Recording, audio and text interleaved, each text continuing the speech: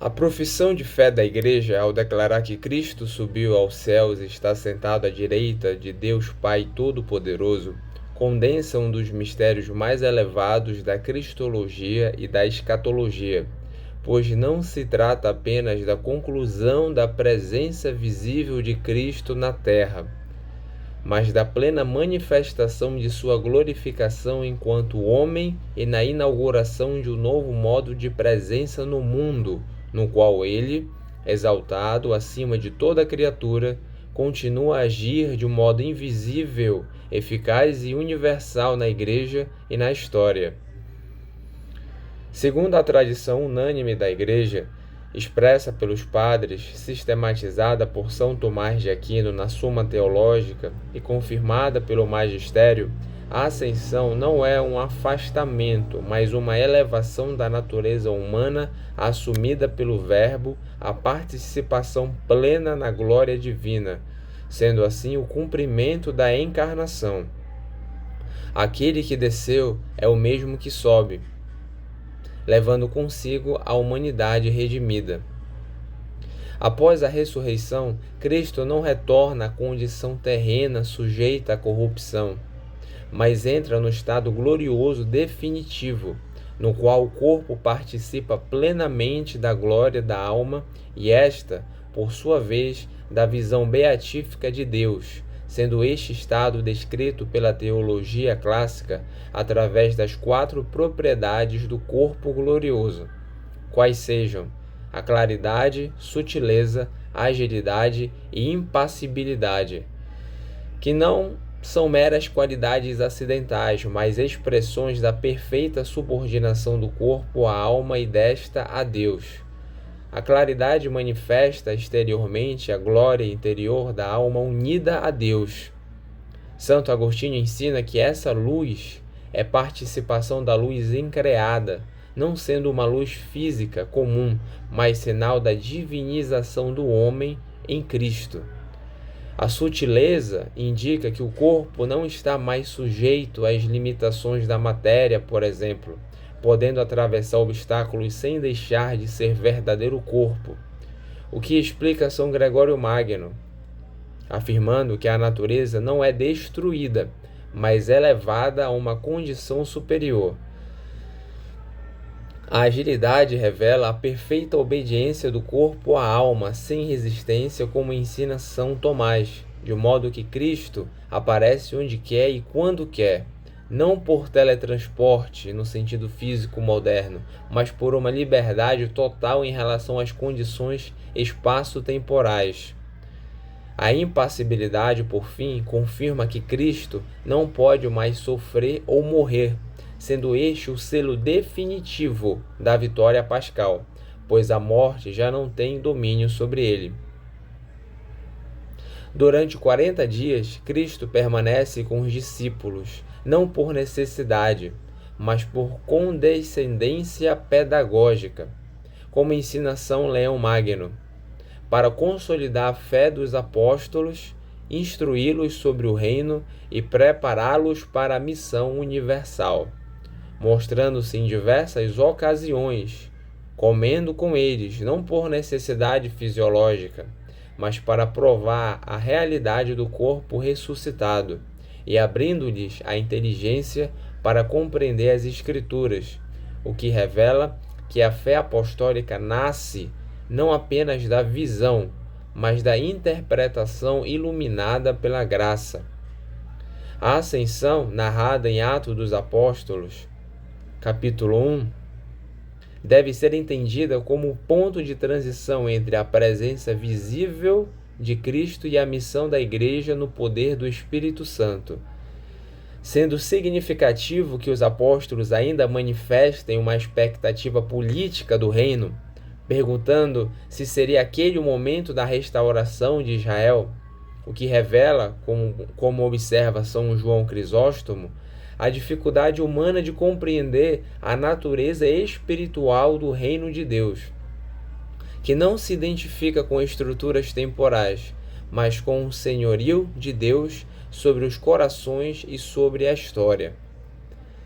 Cristo responde elevando o olhar dos discípulos para a missão e para a ação do Espírito, indicando que o tempo da Igreja será caracterizado não pela curiosidade sobre os tempos escatológicos, mas pela responsabilidade de testemunhar, e logo em seguida é levado aos céus, não como alguém passivamente conduzido, mas como aquele que sobe por sua própria autoridade divina, o que distingue essencialmente sua ascensão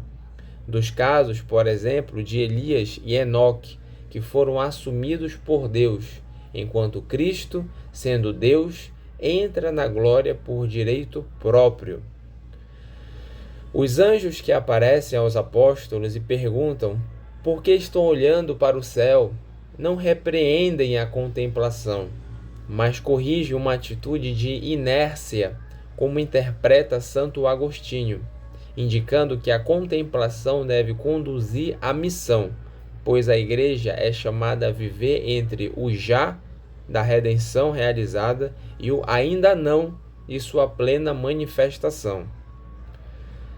Do ponto de vista cristológico, a ascensão só pode ser compreendida à luz da união hipostática. Na morte, embora corpo e alma tenham sido separados, a divindade permaneceu unida a ambos, de modo que não houve divisão da pessoa de Cristo, e na ascensão, Cristo sobe inteiro, corpo, alma e divindade, glorificando assim a natureza humana, que assumiu o que tem consequências profundas para a antropologia cristã, pois mostra que o destino final do homem não é a dissolução, mas a glorificação. A expressão sentado à direita do Pai, ou à mão direita do Pai, deve ser entendida analogicamente, pois Deus não possui corpo e, portanto, não há direita ou esquerda no sentido físico, como ensina Santo Agostinho. Trata-se de uma linguagem que indica igualdade de poder e honra, enquanto São Tomás explica que sentar-se significa exercer autoridade, especialmente como rei e juiz, e a direita indica a posição de máxima dignidade, de modo que Cristo, enquanto homem, participa plenamente da realeza divina, sendo constituído Senhor e Juiz universal. Este aspecto é essencial, pois a ascensão não apenas conclui a missão terrena, mas inaugura o reinado glorioso de Cristo, no qual ele governa todas as coisas, como afirma São Paulo. Deus o exaltou e lhe deu o nome que está acima de todo. Carta aos Filipenses, capítulo 2. As razões da ascensão são profundamente exploradas por São Tomás, que enumera várias causas convenientes para tal, entre as quais se destaca a necessidade de que o corpo glorioso não permaneça em uma condição inferior, pois, como ensina a tradição, a terra é lugar de peregrinação, não de permanência definitiva. Além disso, Cristo sobe para manifestar que seu reino não é deste mundo, evitando qualquer interpretação meramente política de sua missão, como observa São Leão Magno, que insiste que Cristo não abandona a Igreja, mas a fortalece através de uma presença mais elevada e universal.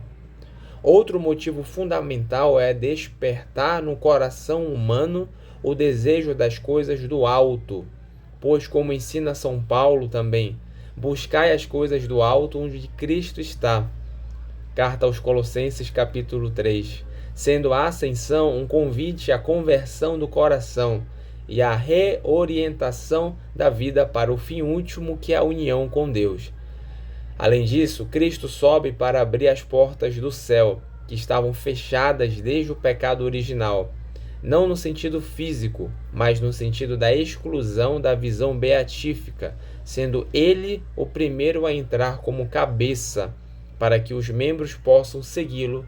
o que é desenvolvido por Santo Atanásio ao afirmar que Deus se fez homem para que o homem se tornasse participante da vida divina. Entre todas as razões, a mais importante é o envio do Espírito Santo, pois Cristo mesmo declara que é conveniente que ele vá para que o Paráclito venha, e São Tomás explica que a presença visível de Cristo limitava, por assim dizer, a manifestação universal da graça, enquanto a presença do Espírito permite uma ação interior e universal nos corações, formando a Igreja como o corpo místico de Cristo. É importante notar que o Espírito Santo já agia no Antigo Testamento, inspirando profetas e santificando os justos, mas sua ação após o Pentecostes é qualitativamente diferente, pois se trata de uma efusão plena, permanente e eclesial, que constitui a Igreja como sacramento universal de salvação. Outro motivo da ascensão é a intercessão de Cristo, que, como ensina a primeira carta de São João, é nosso advogado junto ao Pai, não no sentido de tentar convencer Deus, mas de apresentar continuamente o sacrifício redentor, sendo ele ao mesmo tempo sacerdote e vítima, o que é desenvolvido na teologia da carta aos Hebreus. E finalmente, Cristo sobe para preparar-nos um lugar, o que significa não apenas garantir uma morada futura, mas preparar a humanidade para participar da vida divina, sendo a ascensão, portanto, uma antecipação do destino final dos justos. Os efeitos espirituais da ascensão são múltiplos e profundos. Ela aumenta a fé, pois nos leva a crer sem ver, como ensina São Gregório Magno. Aumenta a esperança, pois nos orienta para o bem futuro. Aumenta a caridade, pois o Espírito Santo inflama os corações, purifica o amor, elevando-o do sensível ao espiritual, como no caso de Maria Madalena, cuja experiência é interpretada por Santo Agostinho como um chamado à maturidade espiritual.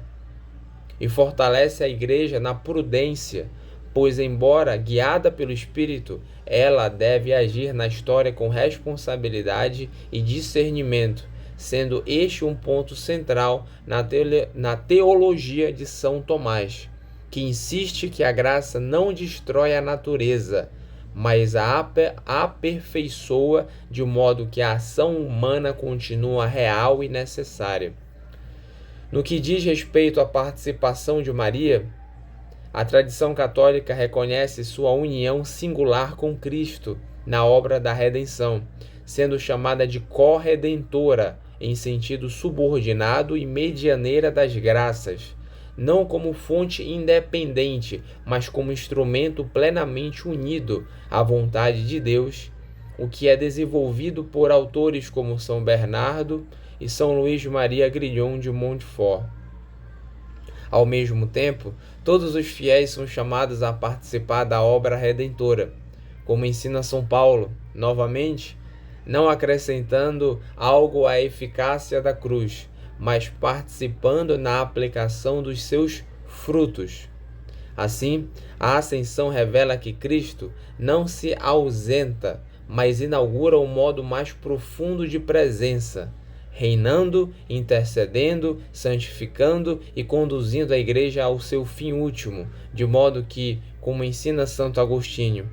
onde está a cabeça, lá também está a esperança do corpo. E, portanto, a ascensão não é apenas um mistério de Cristo, mas o mistério da Igreja e de cada cristão,